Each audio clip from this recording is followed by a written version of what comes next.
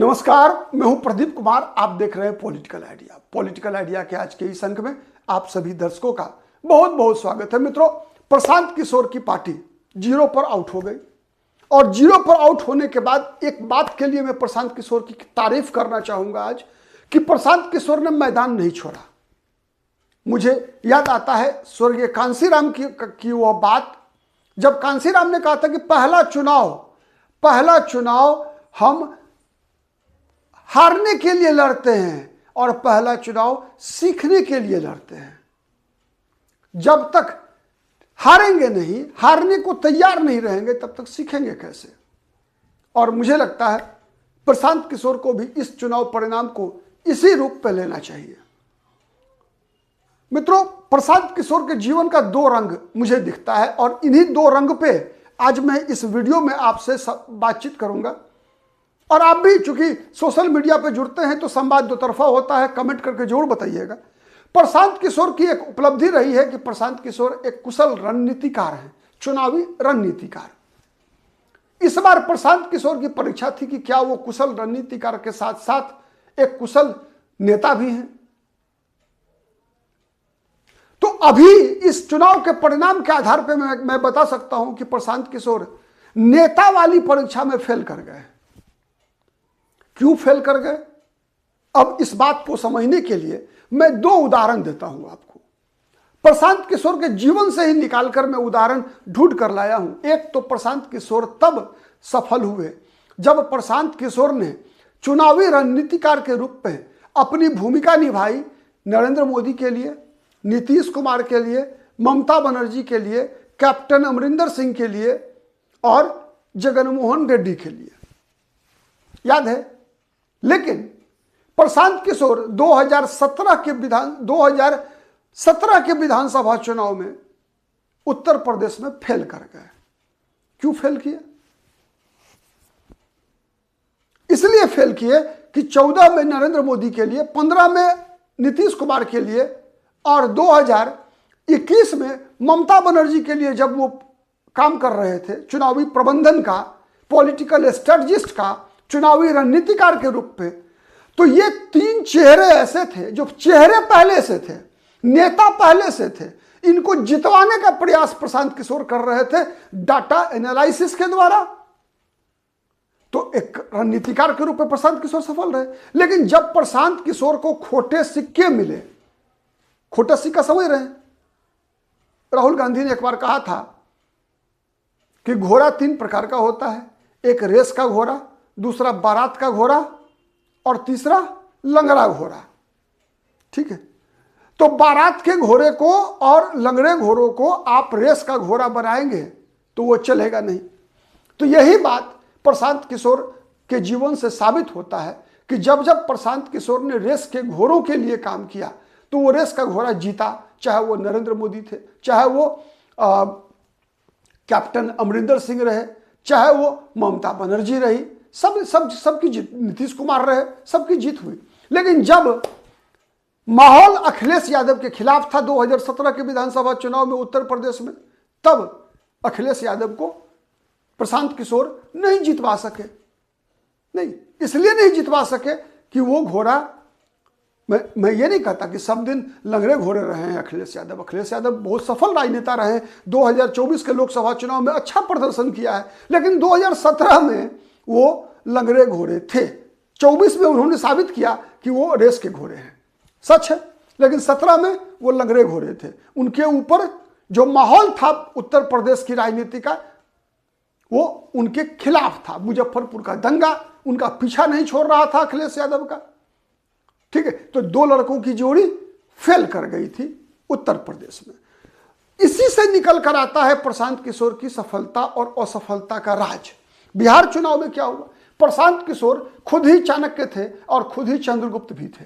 कहने का मतलब, जब जब चंद्रगुप्त के रूप में मोदी, नीतीश कुमार, कैप्टन अमरिंदर सिंह, वाईएस जगनमोहन रेड्डी और ममता बनर्जी का चेहरा मिला, प्रशांत किशोर ने जितवाया, जीतने में मदद की, प्रशांत किशोर सफल हुए।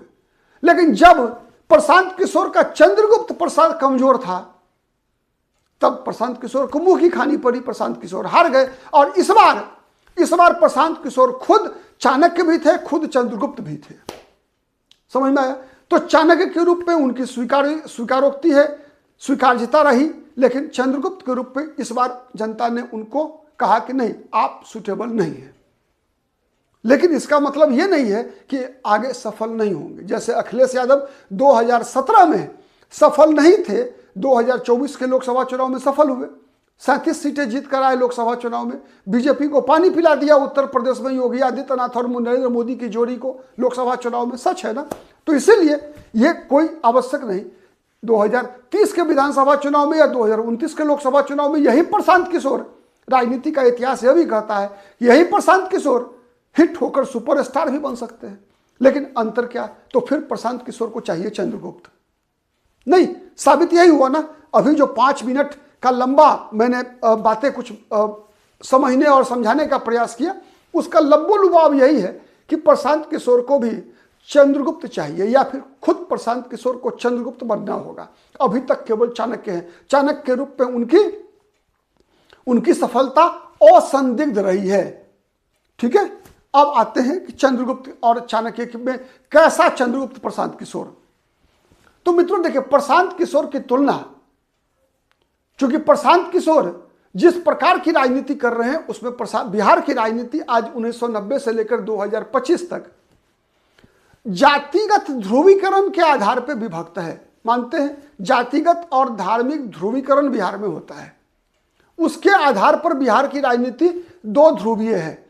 इस 2 ध्रुवीय राजनीति को प्रशांत किशोर चले थे मुद्दों की राजनीति में बदलने के लिए, जो एक बहुत ही मुश्किल काम था। और यह मुश्किल काम प्रशांत किशोर कर सकते हैं, जैसे इतिहास में पहले हुआ है, कई बार हुआ है, अधिकतर बार बहुत बार हुआ है, जब मुद्दों ने जाति की दीवार को तोड़ दिया है। कई ऐसे उदाहरण हैं।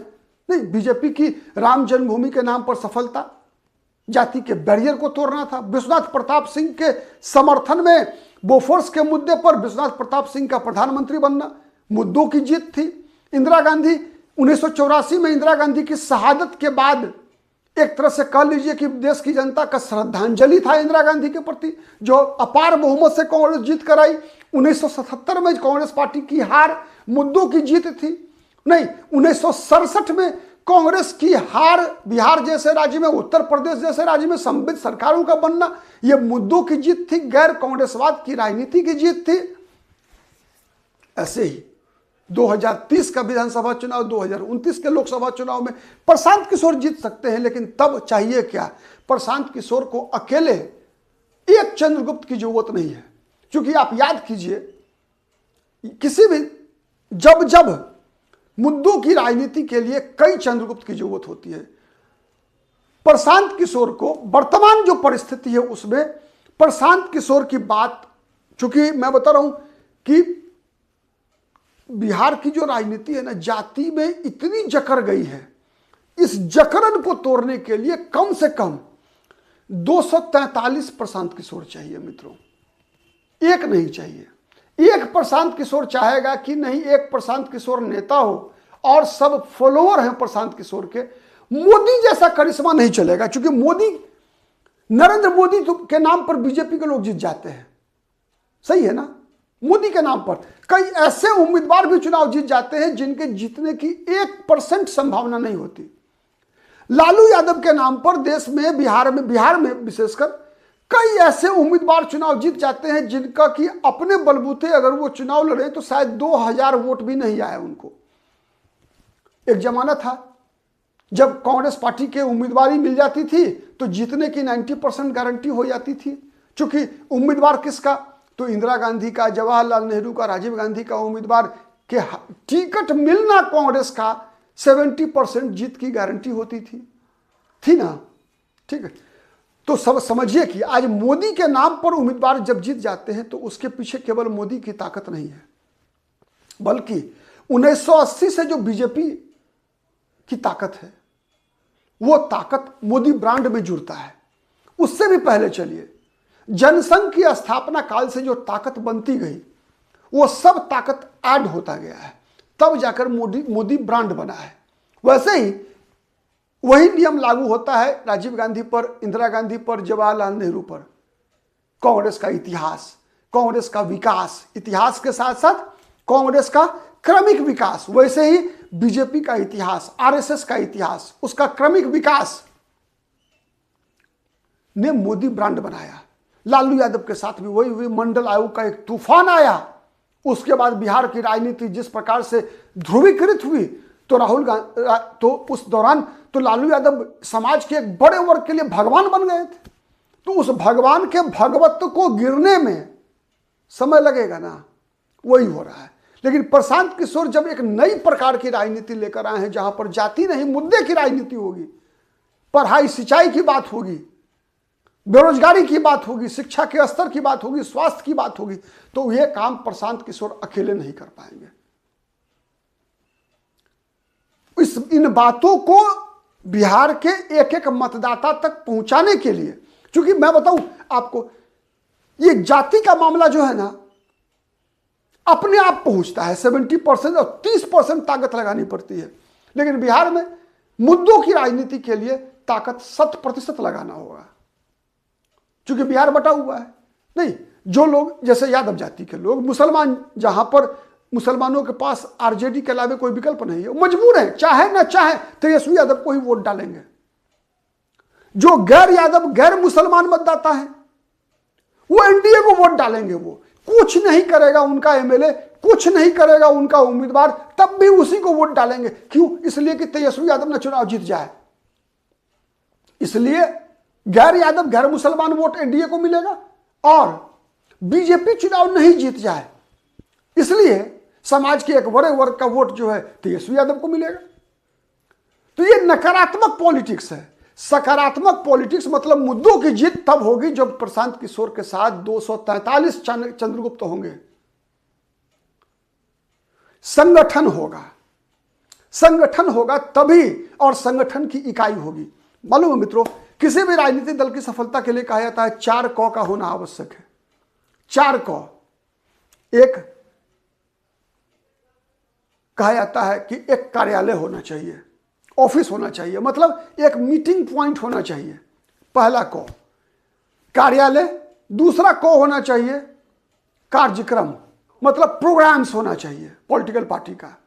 आज देखिए ना, याद कीजिए जब जब बीजेपी विपक्ष में रही है, कैसे सत्ता में बैठने वाले लोगों के नाक में दम कर देता है।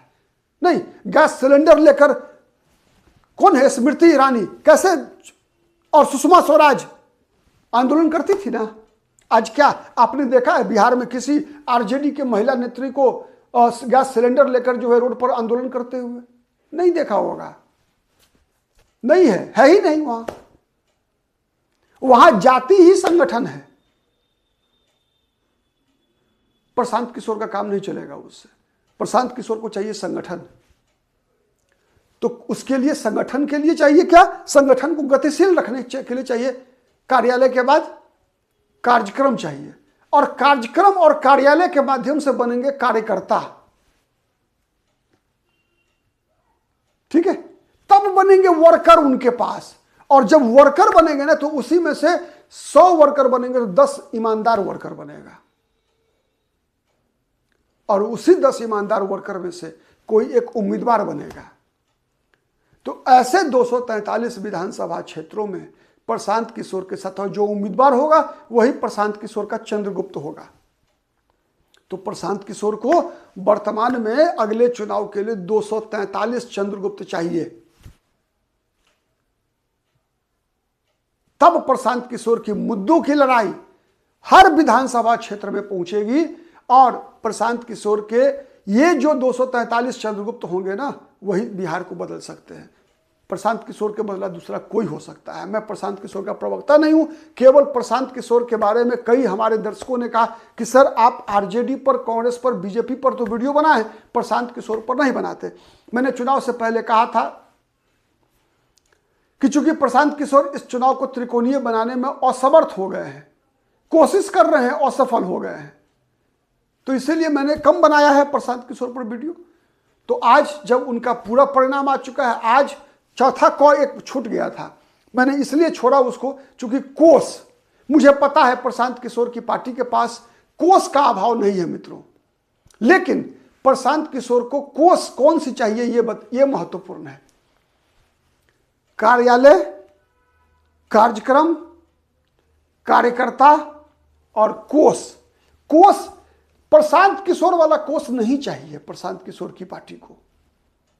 प्रशांत किशोर का अपना जो कोष है ना, वो प्रशांत किशोर रख लें अपने बच्चों के लिए, अपनी पत्नी के लिए, अपने माँ बाप के लिए, अपने परिजनों के लिए। मुझे जहां तक लगता है ऐसा है।